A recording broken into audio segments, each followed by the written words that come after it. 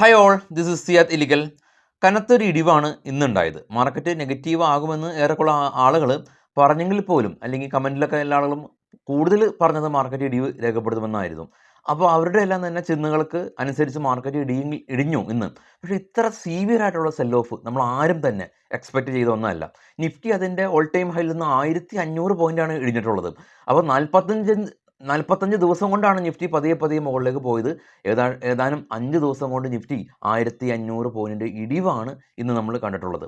ഇതിന് ഒരുപാട് റീസൺ ഉണ്ട്. ഇപ്പോൾ ഹരിയാനയിൽ ഉള്ള ഇപ്പോൾ ഇലക്ഷൻ്റെ എക്സിറ്റ് പോൾ ഫലങ്ങൾ, മിഡിൽ ഈസ്റ്റ് പ്രശ്നങ്ങൾ. പക്ഷേ ഇതിനൊക്കെല്ലാം തന്നെ ഉപരിയായിട്ട് ഈ കോവിഡിന് ശേഷം ഇന്ത്യൻ മാർക്കറ്റ് അതിശക്തമായിട്ട് മുകളിലേക്ക് പോയി. ആ ഒരു സമയത്താണ് US-ഉം ചൈനയും തമ്മിലുള്ള പല രാഷ്ട്രീയപരമായിട്ടുള്ള കാരണങ്ങളാൽ US ചൈനയെ ഉപരോധം ഏർപ്പെടുത്തി. അപ്പോൾ ആ ഒരു സമയത്താണ് ആപ്പിൾ ഉൾപ്പെടെയുള്ള കമ്പനീസിൻ്റെ എല്ലാം തന്നെ ചൈനീസിൽ നിന്ന് പിൻവലിയുകയും ആപ്പിളിൻ്റെ വലിയ നിർമ്മാതാക്കളായിട്ടുള്ള ഫോക്സ്കോൺ പോലെയുള്ള കമ്പനീസ് ഇന്ത്യയിൽ നിർമ്മാണം ആരംഭിക്കുകയും ഈ ആപ്പിളിൻ്റെ CEO തന്നെ ഇന്ത്യയിൽ നേരിട്ട് വന്ന ആ ഒരു വാർത്തയെല്ലാം തന്നെ നമ്മൾ കണ്ടിരുന്നു.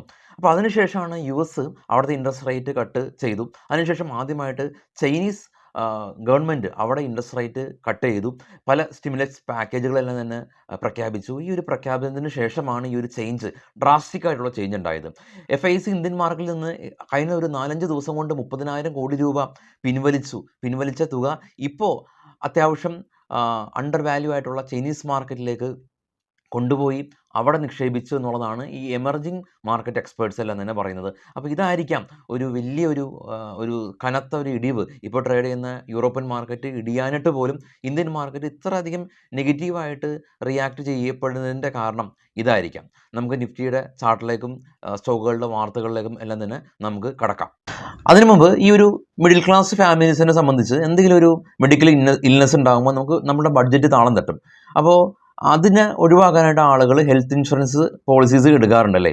അപ്പോൾ ഹെൽത്ത് ഇൻഷുറൻസ് പോളിസി എടുക്കുന്ന സമയത്ത് അതിനും വലിയ അടുത്തൊരു ക്രൈറ്റീരിയ നമുക്ക് ആപ്റ്റായിട്ടുള്ള ഏതാണ് പോളിസി എടുക്കാൻ പറ്റുക എന്നുള്ളത് നമുക്ക് തിരഞ്ഞെടുക്കാൻ വളരെയധികം ബുദ്ധിമുട്ടാണ്. അപ്പോൾ അതിന് നമ്മൾ ഹെൽപ്പ് ചെയ്യുന്ന നല്ലൊരു പ്ലാറ്റ്ഫോമാണ് policybazaar.ae എന്ന് പറയുന്നത്. അപ്പോൾ policybazaar.aeയുടെ ലിങ്ക് ഞാൻ ഫസ്റ്റ് കമൻറ്റിൽ കൊടുക്കാം. കൂടാതെ തന്നെ അതിൻ്റെ ഒരു ചെറിയ ഒരു ഡിസ്ക്രിപ്ഷനിലേക്കും സ്ക്രീൻ റെക്കോർഡ് വീഡിയോയിലേക്കും നമുക്ക് പോകാം. ഫസ്റ്റ് കമൻറ്റിൽ പിൻ ചെയ്ത ആ ഒരു policybazaar.ae എന്ന് പറഞ്ഞ ലിങ്കിൽ ക്ലിക്ക് ചെയ്യുമ്പോൾ നമ്മൾ നേരെ policybazaar.aeയുടെ ഹെൽത്ത് ഇൻഷുറൻസ് പ്ലാനിലേക്ക് വരും. ഇവിടെ നമുക്ക് ആർക്ക് വേണ്ടിയിട്ടാണ് നമ്മൾ പോളിസി എടുക്കുന്നത്, സെൽഫ് ഒള്ളി ആണോ, ബോത്ത് സെൽഫ് ആൻഡ് ഫാമിലി ആണോ, അങ്ങനെ പല ഓപ്ഷൻസും കാണാൻ സാധിക്കും. ഇൻവെസ്റ്ററിനും എല്ലാവർക്കും ഉണ്ട്. അപ്പം ഞാനിവിടെ ബോത്ത് സെൽഫ് ആൻഡ് ഫാമിലി എന്ന് ആ ഒരു ടാബ് ക്ലിക്ക് ചെയ്തു. ഇവിടെ നമുക്ക് നിങ്ങൾ അപ്ലൈ ചെയ്യുന്ന ആളുടെ നെയിമും ഇമെയിൽ ഐഡിയും മൊബൈൽ നമ്പറും കൊടുക്കുക. അതിനുശേഷം കണ്ടിന്യൂ ബട്ടൺ കൊടുക്കുക. അപ്പോൾ ഒരു OTP നമ്മളുടെ UAE നമ്പറിലേക്ക് വരും. അതിനുശേഷം ആ OTP കൊടുത്തതിന് ശേഷം കണ്ടിന്യൂ ബട്ടൺ ക്ലിക്ക് ചെയ്യുക. കണ്ടിന്യൂ ബട്ടൺ ക്ലിക്ക് ചെയ്തതിന് ശേഷം അടുത്ത ഒരു പേജിലേക്കാണ് പോകുന്നത്. ഇവിടെ ചോദിക്കുന്നത് do you have any existing health insurance in UAE. നിലവിൽ UAEയിൽ ഹെൽത്ത് ഇൻഷുറൻസ് ഉണ്ടോ എന്നാണ് ചോദിക്കുന്നത്. അപ്പോൾ ഉണ്ടെങ്കിൽ യെസ് ക്ലിക്ക് ചെയ്തതിന് ശേഷം അതായിട്ട് ബന്ധപ്പെട്ടുള്ള അടുത്ത പേജിലേക്ക് പോകുക. ഇല്ല എങ്കിൽ നോ ക്ലിക്ക് ചെയ്യുക. ഇപ്പോൾ ഞാൻ ഫോർ എക്സാമ്പിൾ ഇപ്പോൾ നോ ക്ലിക്ക് ചെയ്യുകയാണെങ്കിൽ ഇവിടെ ചോദിക്കും സാലറി AED പെർ മന്ത് എത്രയാണ്. അപ്പോൾ നമുക്ക് 4000 ആണ് ഉള്ളതെങ്കിൽ 4000 ക്ലിക്ക് ചെയ്യും. അതിനുശേഷം നമ്മൾ നാഷണാലിറ്റി ചോദിക്കും. നാഷണാലിറ്റി ഇന്ത്യൻ ക്ലിക്ക് ചെയ്തു.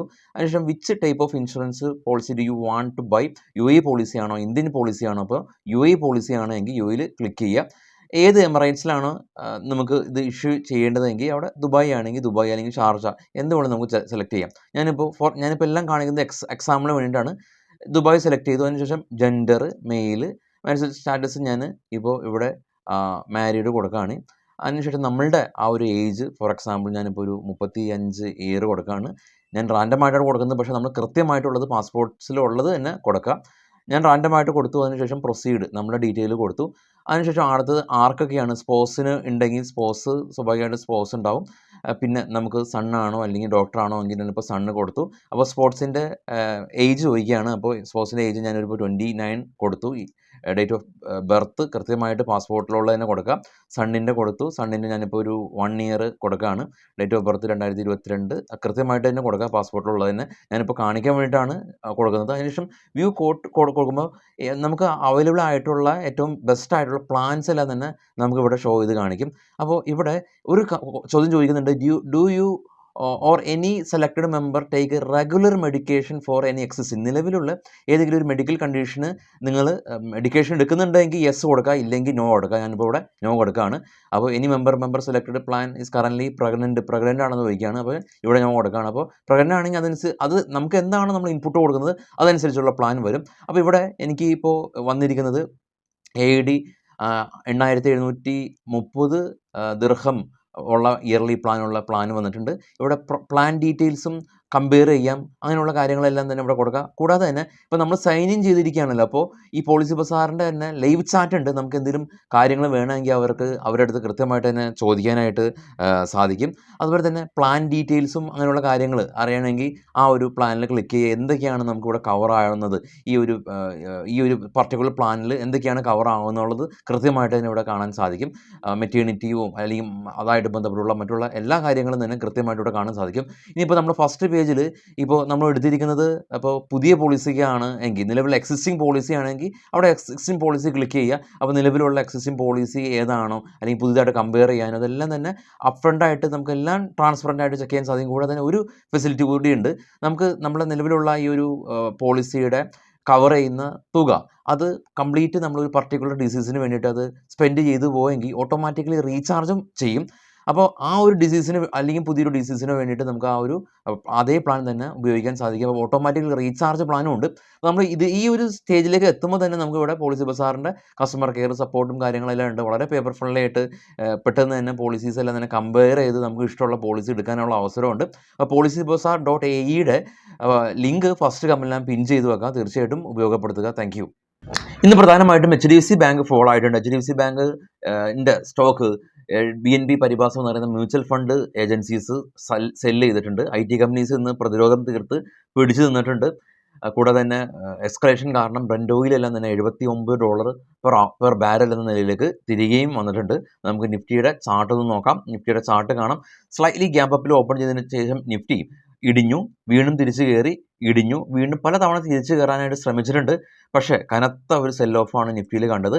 നേരത്തെ നമ്മൾ കണ്ടതുപോലെ തന്നെ MNM, ITC, Trent, Bharat Airtel, Infosys തുടങ്ങിയ കമ്പനീസ് പോസിറ്റീവിൽ ക്ലോസ് ചെയ്യാൻ സാധിച്ചു. ഇന്ന് Adani port, Bharat electric, NTPC, Coal India, SPE തുടങ്ങിയ കമ്പനീസ് കനത്ത സെൽ ഓഫ് തുടർന്നു. ഗ്ലോബൽ മാർക്കറ്റിൽ ഏറ്റവും താഴെ കാണപ്പെട്ട് ട്രേഡ് ചെയ്യുന്ന 3 യൂറോപ്യൻ മാർക്കറ്റും മിക്സ്ഡാണ് with positive sentiments. India VIX 6% spike ചെയ്ത് 14. ഡോ ഫ്യൂച്ചർ ഇപ്പോൾ ട്രേഡ് ചെയ്യുന്നത് നെഗറ്റീവാണ്. ഏഷ്യൻ മാർക്കറ്റ് എല്ലാം തന്നെ പോസിറ്റീവിൽ ക്ലോസ് ചെയ്തു. ഏറ്റവും ടോപ്പിൽ ബിറ്റ്കോയിൻ 62,000, അതിന് താഴെ ബ്രന്റ് ഓയിൽ $80 പെർ ബാരൽ എന്ന നിലയിലേക്ക് എത്തി നിൽക്കുകയാണ്. ഗോൾഡും $2,658 പെർ ഔൺസ് എന്ന നിലയിൽ എത്തി നിൽക്കുകയാണ്. ഓപ്പൺ ഇൻട്രസ്റ്റും മറ്റുള്ള കാര്യങ്ങളെല്ലാം തന്നെ നാളെ നമുക്ക് പരിശോധിക്കാം. സ്റ്റോക്കുകളുടെ വാർത്തകളിലേക്ക് വരാം. ആദ്യം ഹീറോ മോട്ടോ കോർപ്പായിട്ട് ബന്ധപ്പെട്ട ന്യൂസാണ്. ഇപ്പോൾ ഇവരുടെ 900 കോടി രൂപയുടെ IPO, അപ്പോൾ അവർ IPO ഡ്രാഫ്റ്റ് പിൻവലിച്ചു എന്നുള്ള ഒരു ന്യൂസ് ഉണ്ട് ഹീറോ മോട്ടോ കോർപ്പ്. സെയിലായിട്ട് ബന്ധപ്പെട്ടുള്ള ന്യൂസ്, സെയിലും BHPയും ഇവരൊരു പുതിയ ജോയിൻറ്റ് വെഞ്ചർ കരാറിൽ ഏർപ്പെട്ടു. സിസിലോൺ എനർജി തുടർച്ചയായിട്ട് 8ാമത്തെ ദിവസമാണ് കമ്പനി ഫോൾ ആകുന്നത്. അപ്പോൾ 2 മന്ത് ലോയിലാണ് ഇപ്പോൾ ട്രേഡ് ചെയ്യുന്നത്. വെൽസ്പെൻ 1 ലക്ഷം കോടി രൂപയുടെ റവന്യൂ അടുത്ത ഒരു 5 വർഷം കൊണ്ട് ഇവർ ഫോക്കസ് ചെയ്യുന്നുണ്ട്. IX കമ്പനി ഇവരുടെ വോളിയം 24% ഉയർന്നതായിട്ട് കമ്പനി പറഞ്ഞു. കല്യാൺ ജ്വല്ലേഴ്സ് Q2 അപ്ഡേറ്റ് 39% ഇവരുടെ ബിസിനസ് വളർച്ച കൈവരിച്ചു എന്ന് കമ്പനി പറയുന്നു. Bank of India company domestic deposit 12% വളർച്ച കൈവരിച്ചു. എയർടെൽ കമ്പനി മെട്രോയിൽ, പൂനെ മെട്രോയിൽ സീംലെസ് ആയിട്ടുള്ള 5G സർവീസ് കൊടുക്കുന്ന ആദ്യത്തെ കമ്പനിയായിട്ട് മാറി. വോക്ഹാർഡ് കമ്പനി ഇവരുടെ പുതിയ ഒരു വാക്സിന് US ഡ്രഗ് കൺട്രോൾ അതോറിറ്റിയുടെ അംഗീകാരം ലഭിച്ചു. ഈസിമൈ ട്രിപ്പ് കമ്പനി തെലങ്കാനയിലും ഹൈദരാബാദും ഇവരുടെ ബിസിനസ് എക്സ്പാൻഡ് ചെയ്യാനായിട്ട് കമ്പനി തീരുമാനിച്ചിട്ടുണ്ട്. അശോക് ലെയ്ലാൻഡ് കമ്പനി ഇവരുടെ ഇലക്ട്രിക്കൽ ബസ് ഡെലിവറി കമ്പനി ആരംഭിച്ചിട്ടുണ്ട്. JTK ഇന്ത്യ കമ്പനി പുതിയ പ്ലാനിന് വേണ്ടിയിട്ട് ഏകദേശം 2,500 കോടി രൂപ മുടക്കുന്നുണ്ട്. സെർവോടെക് പവർ സിസ്റ്റം കമ്പനി ഇവർക്ക് 20 ചാർജിങ് സ്റ്റേഷൻസ് എല്ലാം തന്നെ ബിൽഡ് ചെയ്തതിന് വേണ്ടിയിട്ട് നാസിക് മുനിസിപ്പാലിറ്റിയുടെ ഭാഗത്തു നിന്ന് ഒരു ഓർഡർ ലഭിച്ചു. ടാറ്റ മോട്ടോഴ്സ് ജാഗ്വാറിൻ്റെ പ്രീ സെയിൽസ് എല്ലാം തന്നെ 33% വളർച്ച കൈവരിച്ചു എന്നുള്ള ന്യൂസാണ് ഉള്ളത്. അപ്പോൾ മാർക്കറ്റ് ഇടിഞ്ഞെങ്കിൽ കൂടി നമ്മൾ ഈ സ്റ്റോക്ക് സ്പെസിഫിക് ന്യൂസുകൾ ആദ്യം ഇടണ്ടെന്ന് വിചാരിച്ചു. പക്ഷേ സ്വാഭാവികമായിട്ടും ആ സ്റ്റോക്കുകൾ ഹോൾഡ് ചെയ്യുന്ന ആളെ സംബന്ധിച്ച് അതൊരു ന്യൂസാണല്ലോ, അതുകൊണ്ട് ആണ് ന്യൂസ് ഉൾപ്പെടുത്തിയിട്ടുള്ളത്. അപ്പോൾ ഈ കാലവും ഈ പ്രശ്നങ്ങളും എല്ലാം തന്നെ കടന്നു പോകും. ഇത് കടന്നു പോകാനായിട്ട് ഒരു പ്രധാന ഒരു ഈവൻ്റ് എന്ന് പറയുന്നത് RBIയുടെ നമ്മളുടെ ഇൻട്രസ്റ്റ് റേറ്റ് തീരുമാനങ്ങളാണ്. ചൈനീസ് മാർക്കറ്റിലേക്ക് എന്തുകൊണ്ട് ഫണ്ട് വന്നു? ചൈനീസ് ഗവൺമെൻറ് 50% ബേസ് പോയിൻ്റ് കുറച്ചതുകൊണ്ട്. ഇന്ത്യ അതുപോലെ കുറയ്ക്കുകയാണെങ്കിൽ മേ ബി നിലവിലുള്ള ബിസിനസ് സാധ്യതകൾ കുറച്ചും കൂടി FISന് ഫേവറബിളായിട്ട് വന്നേക്കാം. അപ്പോൾ ഈ സ്റ്റേറ്റ് ഇലക്ഷൻ നിലവിലുള്ള മാർക്കറ്റ് കണ്ടീഷന് ഫേവറബിൾ അല്ലാത്ത സ്ഥിതിയിൽ ഇനിയിപ്പോൾ നമ്മളുടെ അടുത്ത ഒരു രക്ഷ എന്ന് പറയുന്നത് RBIയുടെ മോണിറ്ററി പോളിസിയാണ്. സ്വാഭാവികമായിട്ടും നമുക്ക് വരാനുള്ള Q2 റിസൾട്ടുകളാണ്. Q2 റിസൾട്ടുകളിൽ ബാങ്കുകളുടെ അപ്ഡേറ്റുകളെല്ലാം തന്നെ പോസിറ്റീവായിരുന്നു. HDFC ബാങ്ക് ഇന്ന് ഇടിയാൻ കാരണം PNB പരിവാസ് വലിയൊരു സെൽ ഓഫ് നടത്തിയത് കൊണ്ടാണ്. അപ്പോൾ അത് പക്ഷേ വാങ്ങിച്ചിരിക്കുന്നത് മോർഗൻ സ്റ്റാൻലിയാണ്. അത് ന്യൂട്രലൈസ് ചെയ്ത് പോയേക്കാം.